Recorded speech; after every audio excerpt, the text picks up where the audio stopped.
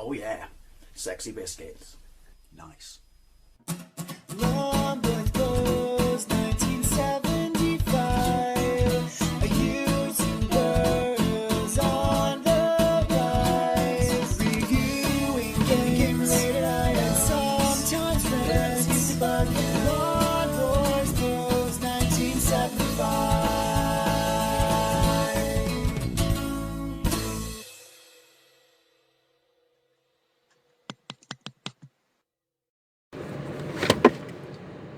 Hey YouTube, Long Boys Post 1975, and welcome to a welcome to a weekly driving vlog. It's Sunday morning. I think you know the rules.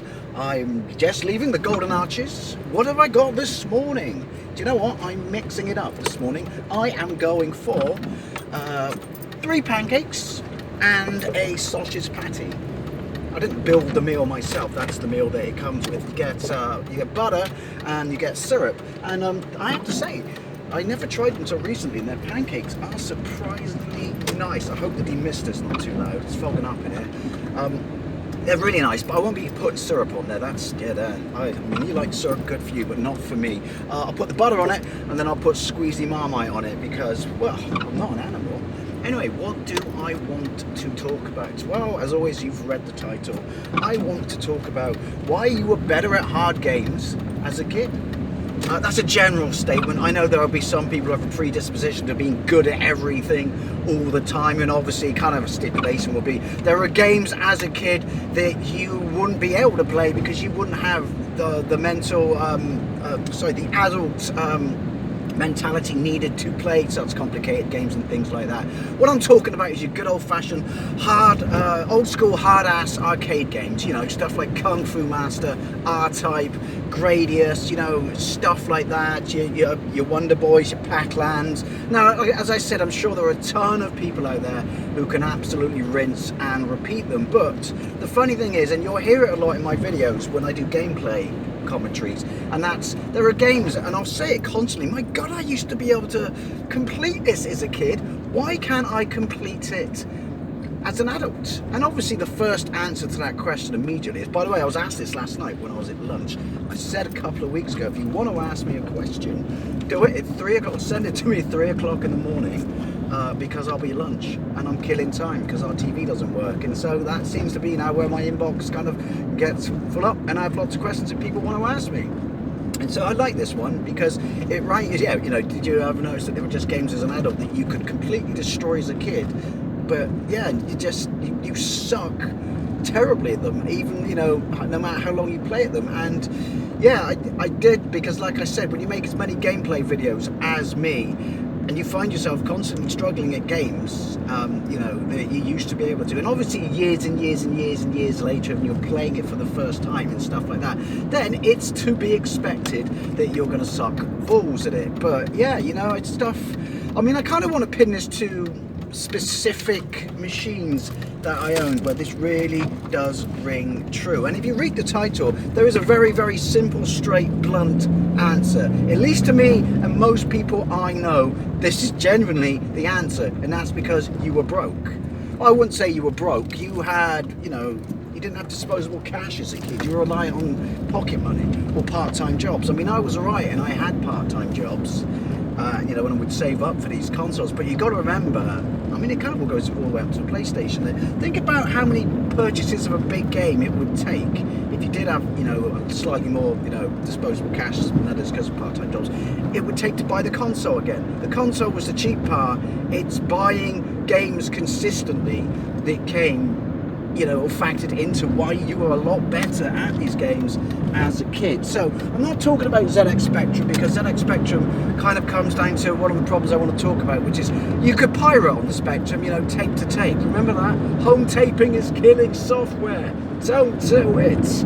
Well, you weren't supposed to do it, then why did Boots and W.H. Smith sell C15 tapes? I mean, what the hell was a C15 tape good for? 7.5 minutes a side. I mean, it was basically invented to be the pirate tape, wasn't it? But, where shall I go? Which way shall I go? I'm going to go through Barragurney. There we go. Look at this, by the way. It's dark, it's cold, and it's wet. It's dark when I leave work, and it's dark when I get up to go to work. I love this time of year. I mean, alright, granted, it's not really winter. Anyway, sorry, that's my slight tangent. So yeah, the Spectrum, we had loads and loads and loads of games on. So apart from ones I absolutely loved, stuff that I did, generally got completely and utterly into and had to beat it, that kind of suffered the same problem that later on when, your chip PlayStations, your chip PlayStation 2s, although at that point I'm a young adult, and obviously kind of a problem you have when you are an adult, which is you have all this money, so you can buy loads of games. So if you hit the wall, then you rage quit and move on to something else. I mean, I've talked about that before, and I mentioned in my do you own more games than you actually play? But this isn't about that, as I said, but it's part and parcel in, this, my answer to this. Sorry, I'm all over the shop. But yeah, the systems I want to talk about, so the Spectrum didn't count because you were pirates, so we never had a problem with games. But even with my part-time jobs, I want to talk about my Sega Master System, my imported Sega Mega Drive, and my imported Super Famicom. Because, you still have some financial responsibilities as a kid, believe it or not, and obviously the sort of Mega Drive and the Super Famicom, I'm coming up to 16 and stuff like that. You can ride a motorbike at 16 and stuff like that, and you start getting a social life. Whether or not you should be going to pubs, that's a story for another time. But starting with the Master System, there were games that you didn't have access to loads and loads of games, so you maximised what you had on that game, and often that game would be all you had to play for anywhere up to maybe 2 months. I mean, I was fortunate, so I mean, I would have, probably in the space of a year, I would acquire maybe 7 games, which now sounds like, as an adult, absolutely nothing, but then was a big deal. But I had part-time jobs. If you didn't have jobs, then you'd be relying on Christmas or birthdays, so you'd have less games to play, so you'd probably be even better at these games than I would. But there'd be stuff like, I remember, I think a brain fart now. My Hero on the Sega Master System. I have an unlisted video of that where I compare it to the arcade game, and I am all for it, both of them. As a kid, took me a while, I could finish that. You don't think that's a big thing? Try playing it now. Seriously, I'm sure there's going to be a bunch of people who say, no problem, I can complete it with my eyes closed and a white stick pressing against the screen. But I could, until I played it and I played it and I played it. And the reason I played it loads was, it was the only game I had from Christmas till possibly mid-February, and my gran gave it to me for Christmas. It actually came on the card for the Master System, and yeah, so I would play the crap out of it. I mean, I had other games, like the ones that came with it, but I beat them. I had the original Wonder Boy and I beat that, and I had Afterburner and I beat that, and those two I beat because they were the only 2 games I had on that system. And hang on, for months. I think that was the Christmas before, so when I got it, because I paid half for it, so yeah, I beat them and they lasted me like for 4 months. But then when I got Double Dragon, I beat that. I'm not saying I beat them straight away, but each one of these games had to last me a certain amount of time. Some of these games are fairly easy and stuff like that, I know that. R-Type, I didn't beat that. I used the level cheat, the invulnerability cheat to see all the levels, but I could get 3/4 of the way through the dot stage. Could not do that now, absolutely not. But yeah, I could do that on the Master System. And why? Because it was my only new game for months. So I played it and I played it and I played it, and I learnt the patterns. That's something else. You may be a kid, but you still know that it's not just down to, necessarily just quick reflexes and shit like that. It helps, but it's also, you have to learn the patterns of the enemy in pretty much all of these games. I beat Outrun, I beat Space Harrier.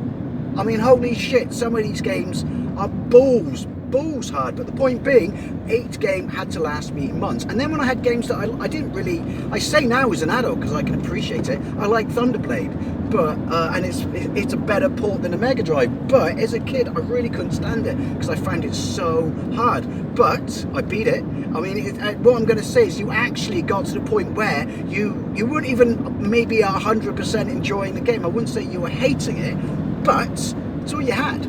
Everything else you'd finish. So as a kid, this was another one off. It's something I think we lose in adulthood, which is, I got to beat it now. I've got to beat it.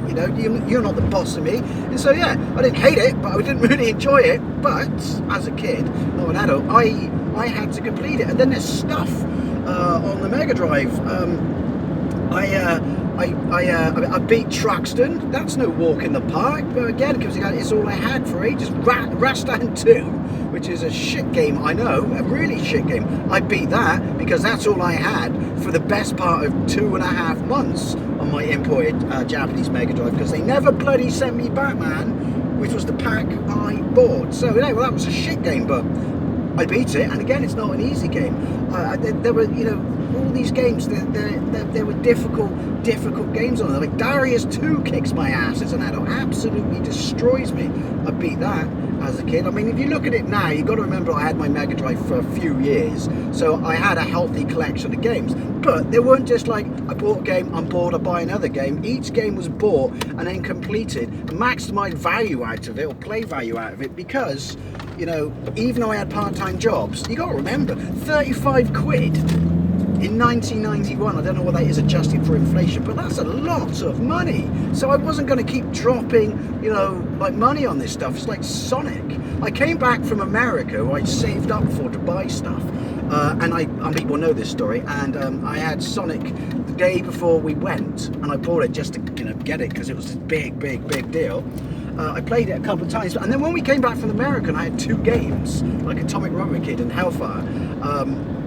I still made a point of finishing Sonic, and because, you know, I knew these things were expensive. Super Famicom, you know, stuff like that. I may have got a whole bunch of games with it when I bought it, and that, I don't think I bought a game for 6 months.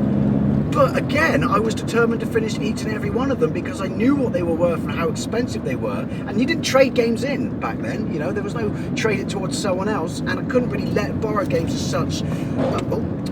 Find it, Dave, don't grind it. From, you know, mates, because I mean, only one other person had Japanese Mega Drive, and that was sometime after me, and one other person had Super Famicom. And so, you know, he was a spoiled little bastard, so his parents would just keep, because they were divorced, and just keep throwing money at him. So he had loads of games to play, so he wouldn't always lend them to me because he was a bit of a, you know, a hogger, because look at me, look what I've got, and stuff like that. But the point is, as a young kid, you know, knowing that I'd have to go for any long period of time without another game to play, and you couldn't trade it in and stuff like that, and if no one else had that machine in school, so you wouldn't be able to borrow one off them, because obviously everyone had a Spectrum and Colt and stuff like that, then you made damn well sure that you beat this game. So obviously you're constantly playing it and chipping away at it, learning the patterns, your reflexes getting better and better and better. You know, these are the reason these games now as an adult, because you go back to it, and it's just, there is nothing to make you sit there, even though we love retro games.